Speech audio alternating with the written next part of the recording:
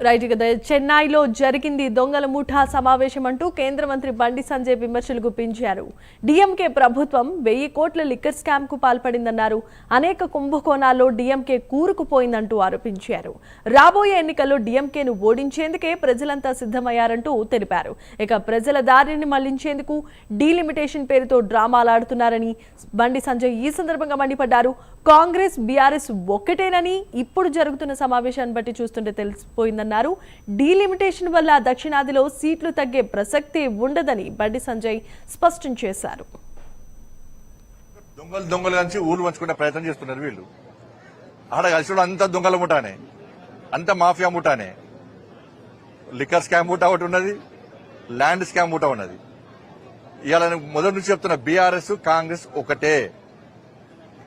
BRS party కేసుల నుంచి తప్పించుకోవడానికి కాంగ్రెస్ పార్టీకి సహకరిస్తున్నది. ఇద్దరు కలిసి పనిచేస్తున్నారు.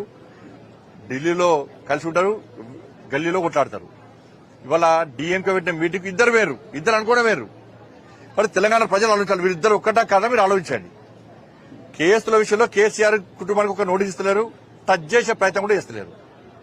ఇవాళ డీఎంకే పెట్టిన మీటింగ్ వీళ్ళందరూ కలిసిపోయారు. వాళ్ళందరూ కలిసి మాట్లాడుకుంటారు. వీళ్ళందరూ దేని వ్యతిరేకంగా భారతీయ జనతా పార్టీ వ్యతిరేకంగా కొట్లాడుతున్నారు. వాళ్ళందరూ కలిసి కాంగ్రెస్ బీఆర్ఎస్ కలిసి మాకు వ్యతిరేకంగా కొట్లాడుతున్నారు. వాళ్ళ ఢిల్లీలో అసలు డీలిమిటేషన్ సంబంధించి ఇంకా ప్రాసెస్ స్టార్ట్ కాలే. దాని గురించి నిబంధనగా ఫ్రేమ్ చేయలేదు. అసలు దాని గురించి ఏమిగా ఒక నిర్ణయం తీసుకోలే. ఇంకా నియమ నిబంధనలు ఎక్కడ రూపొందించలే. ఇంకా ఇవాళ ఒక ప్లాన్ ప్రకారం ఇక్కడ కాంగ్రెస్ పార్టీ ఏం చేస్తుందంటే 6 గ్యారెంటీల హామీ నుంచి తప్పించుకునే ప్రయత్నం, వాళ్ళు పడుతున్న అవినీతి వ్యతిరేకంగా ప్రజల దృష్టి మళ్లించడానికి. బీఆర్ఎస్ పార్టీ ఏం చేస్తుంది, మా మీద కేసుల గురించి కాంగ్రెస్ పార్టీ సహకరించాలి కాబట్టి మేము కాంగ్రెస్ పార్టీ ఏం చెప్తాను చేస్తామని చెప్పి బీఆర్ఎస్ పార్టీ పోయారు. తమిళనాడులో డీఎంకే 1000 కోట్ల లిక్కర్ స్కామ్, 1000 కోట్ల లిక్కర్ స్కామ్ అక్కడ తమిళనాడులో డీఎంకే పాల్పడేది. లిక్కర్ స్కామ్ కు అవినీతికి పాల్పడుతున్నది. అవినీతికి వ్యతిరేకంగా ప్రజలు డీఎంకేకు వ్యతిరేకంగా తీర్పడానికి తమిళనాడు సిద్ధంగా ఉన్నారు. దాని నుంచి ప్రజల దృష్టి మళ్లించడానికి ఇదంతా పక్కా ప్లాన్ గా చేస్తున్నారు. కానీ ప్రజలు ఎవ్వి పట్టించుకోరు.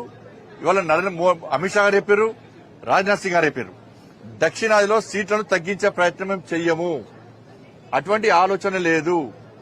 డీలిమిటేషన్ సంబంధించి ఒక నిర్ణయానికి మేము రాలేదు, దానికి ఏమి నియమ నిబంధనలుగా పెట్టలేదు మేము అని చెప్పి క్లారిటీ ఇచ్చినప్పుడు కూడా వాళ్ళ అవినీతిని తప్పించుకోవడానికి, ప్రజల దృష్టి మళ్లించడానికి, లిక్కర్ స్కామ్ నుంచి డీఎంకే తప్పించుకోవడానికి ఇవాళ ఈ కొత్త దుకాణాన్ని స్టార్ట్ చేశారు.